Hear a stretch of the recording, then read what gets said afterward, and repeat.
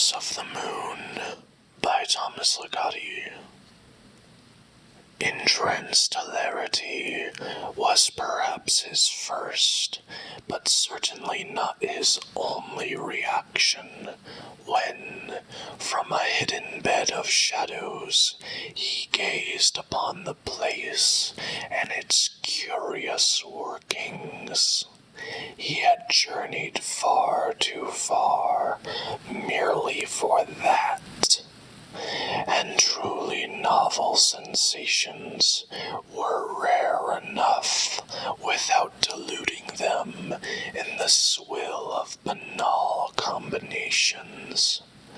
Much, much more, he had heard, awaited one who would go down from the moon's crystal-dusted mirror of dreams and travel to that flashy mound which stood out from the void like a chunk of fresh meat set redly within a diamond. There, they said, with voices thin and fine as the air of imagination, you may roll your eyes in a living mirror and leave your lunar immunity to such things behind.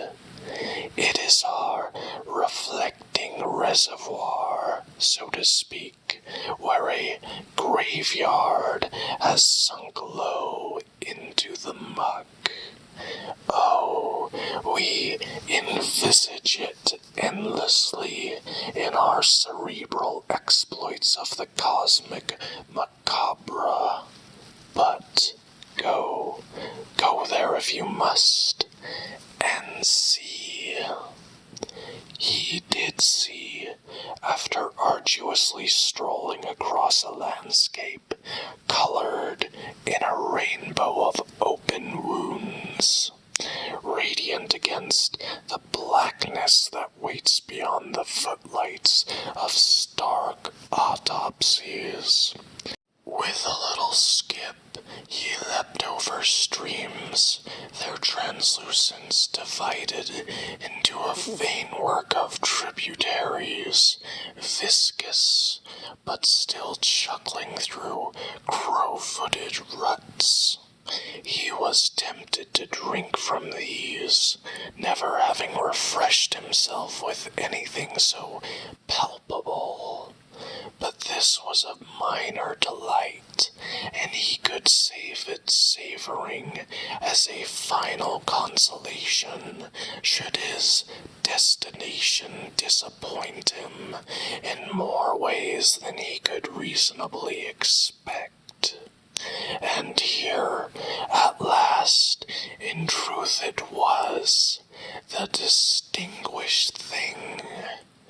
It seemed no more than a big box of boards, soaring like a mountain, where gleaming black clouds roil about the summit.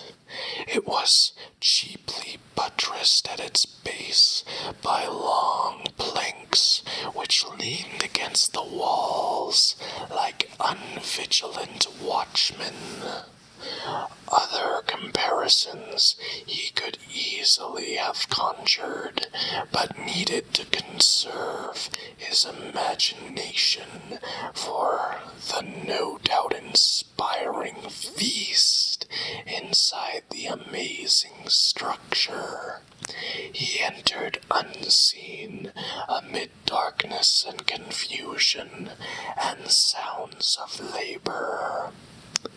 Intranstellarity was perhaps his first, but certainly not his only reaction when, from a hidden bed of shadows, he gazed upon the place and its curious workings. Complex hybrids and crossbreeds of sentiments were born from each strange menage of mind, emotions, and senses. So this was what it was like to live outside the austere atmosphere of the lunar visionary. To, in fact, live at all in any proper sense of the word. The place, to put it plainly and without the evocations of vagueness, was something quite similar in principle to what a complete outsider's conception of a slaughterhouse might be. The beasts themselves did not make any audible sound, standing uniformly docile, cornered in fragile corrals. To his hearing, however, their very silence seemed a kind of music, a sterile harmony as pure as the white of their hides, the white lines of their elegant necks and glassy manes.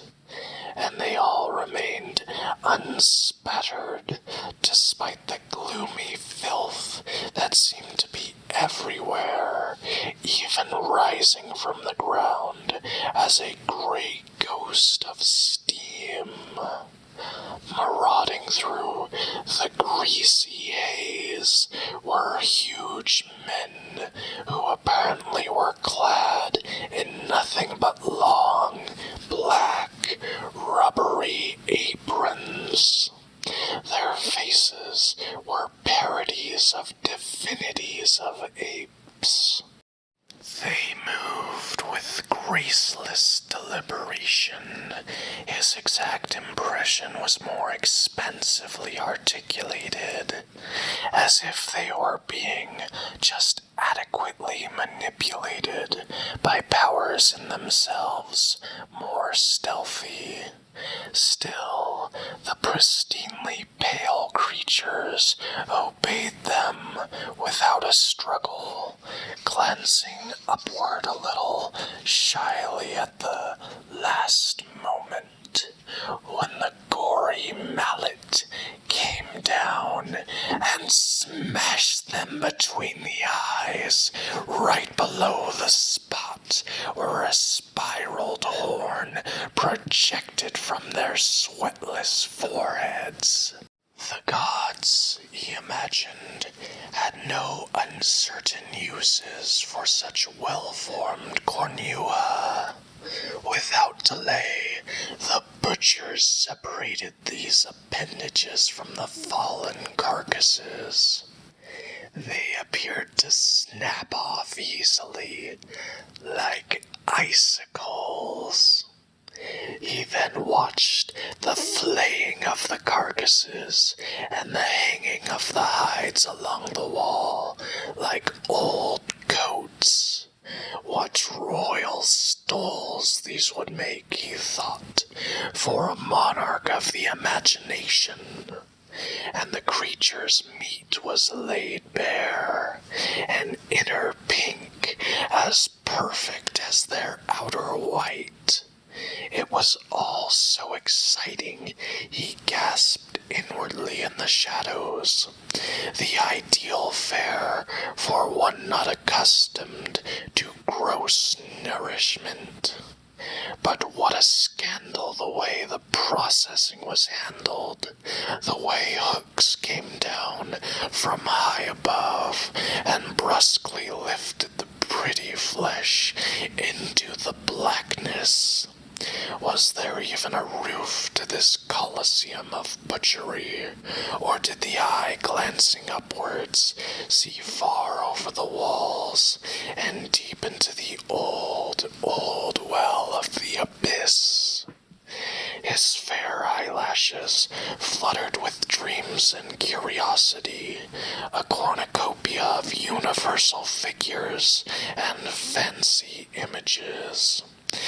Then his reverie was brought to an end, quite crudely interrupted, and entranced hilarity, leaping toward hysteria, was only a small part of what he felt.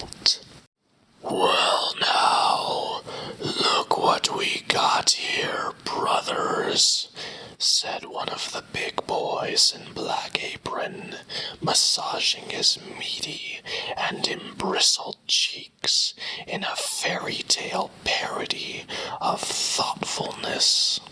The others gathered around, some carrying monstrous mallets, and others caressing the blades of surgically sharp instruments.